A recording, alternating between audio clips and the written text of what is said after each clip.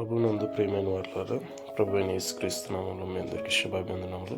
ఈ ఉదయకాలంలో కలువరి కృపాసనం మీదకి మిమ్మల్ని ఆహ్వానించుచున్నాను.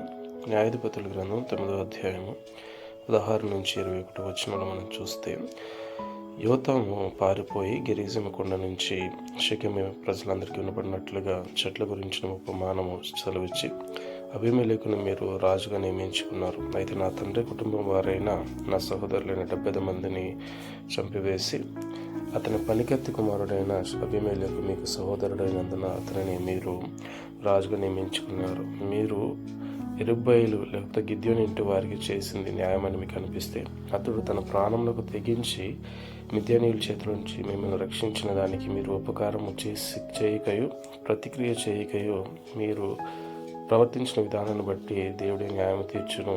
వారికి మీకు విరోధము దేవుడే కలుగజేయనని చెప్పి పారిపోయినట్లుగా చూస్తున్నాం.